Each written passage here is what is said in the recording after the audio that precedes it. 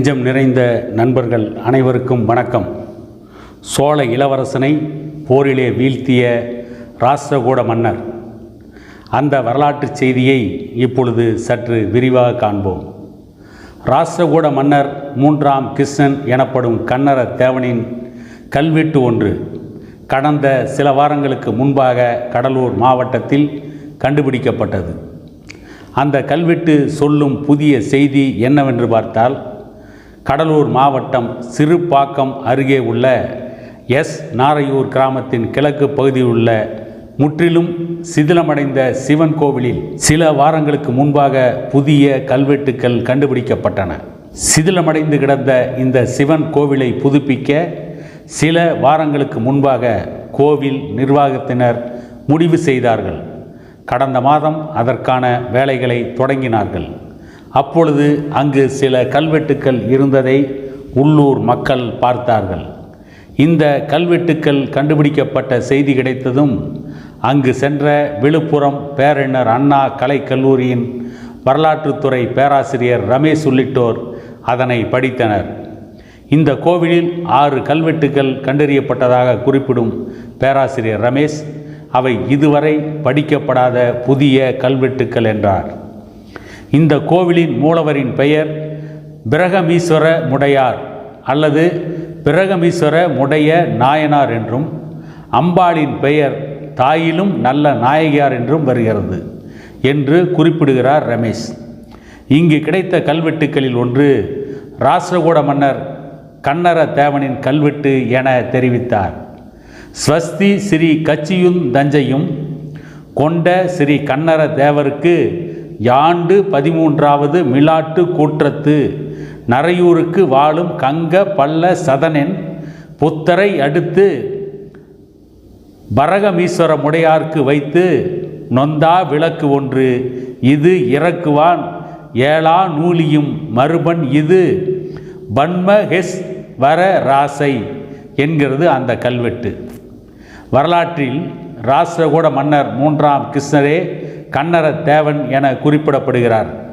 ஆகவே இந்த கல்வெட்டின் காலம் கிபி 949 முதல் 967 இருக்கலாம் என்று குறிப்பிடும் ஆய்வாளர் ரமேஷ், கிபி 949 நடந்த தக்கோல போருக்கு பிறகு இந்த பகுதி ராஷ்டிரகூடர் ஆட்சியின் கீழ் இருந்துள்ளது என்பதற்கு இந்த கல்வெட்டு மேலும் ஒரு முக்கிய ஆதாரம் என்கிறார். முதல் தொண்டை மண்டலம் வரை சோழர் ஆட்சி பரவி இருந்தது என்ற போதிலும் தக்கோல போருக்கு பிறகு ராஷ்டிரகூடர்களின் ஆட்சி நடுநாடு முழுவதும் பரவியது. கிபி 949க்கும் கிபி 967க்கும் இடைப்பட்ட காலப்பகுதியில் கன்னர தேவன் என்று அழைக்கப்பட்ட இந்த 3ஆம் கிருஷ்ணன் சோழர் நாட்டின் பல பகுதிகளை கைப்பற்றினார். தக்கோல போரில் சோழ இளவரசர் ராஜாதித்தனை வீழ்த்திய கன்னர தேவன் தொடர்ந்து சோழர்களின் எல்லை பரப்பை சுருங்கச் செய்தார். இதுவரை திருவதிகை வீரட்டானம் கோவிலுக்கு தெற்கே கன்னர தேவன் புதிய கல்வெட்டானது அறியப்படவில்லை. ஆனால் தற்போது இந்த கல்வெட்டு கிடைத்திருக்கிறது. இந்த கல்வெட்டின் மூலம் நாரையூர் வரை கன்னர தேவனின் ஆட்சி நீண்டுள்ளதை அறியலாம். பிறகு மீண்டும் சோழர்கள் வசம் இந்த பகுதி வந்தது என்பதை இங்கு கிடைக்கும் பிற கல்வெட்டுக்கள் உறுதி செய்கின்றன என்கிறார் ஆய்வாளர் ரமேஷ். இந்த கோவிலில் கிடைக்கும் உத்தம சோழன் கால கல்வெட்டு நிலம் தானம் வழங்கப்பட்ட செய்தியை தெரிவிக்கிறது.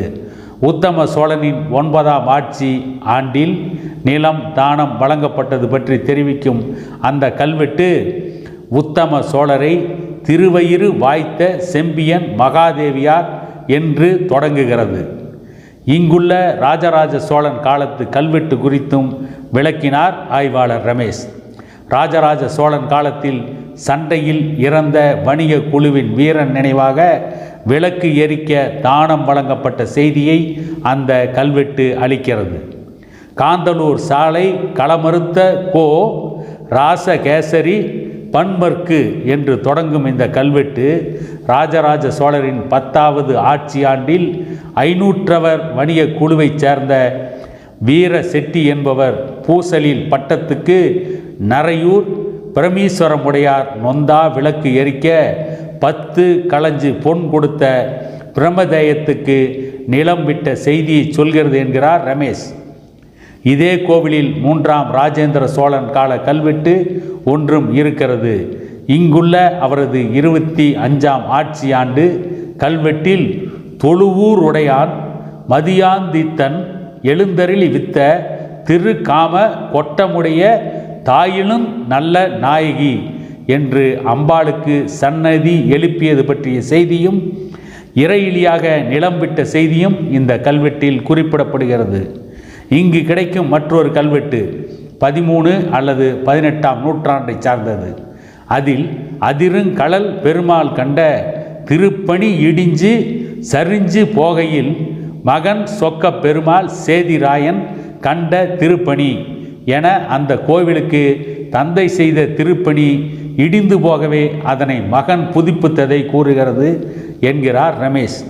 மிகப்பெரிய வேலைப்பாடுடன் கூடிய அந்த சிவன் கோவில் இடிந்து சிதைந்து போன நிலையில் இருந்து வந்தது. சில தூண்கள் மட்டும் கோவில் மேற்கூரையை தாங்கிக் கொண்டிருந்தன. தற்போது சிலைகள் அப்புறப்படுத்தப்பட்டு பாதுகாப்பான இடத்தில் வைக்கப்பட்டுள்ளன. மிகுந்த சீலமடைந்த நிலையில் உள்ள இந்த கோவில் தற்போது இருந்தாலும் வரலாற்றில் மிக முக்கியமான செய்திகளை தந்துள்ளது என குறிப்பிடுகிறார்கள் ஆய்வாளர்கள். இதன் அருகிலுள்ள கிராம பகுதிகளில் மேலும் சில கல்வெட்டுக்கள் இருக்க வாய்ப்புள்ளது என்றும் தேடிக்கொண்டிருக்கிறார்கள். ஒரு காலத்தில் சோழ இளவரசர் கூட ராஷ்டிரகூடரும் தோல்வியடைந்திருந்தாலும் கூட பின்னால் ஆதித்த கரிகாலன் ராஷ்டிரகூடர்களை வடக்கு நோக்கி விரட்டி அடித்தார் என்ற மிகப்பெரிய வரலாறு சோழர்களுக்கு இருக்கிறது.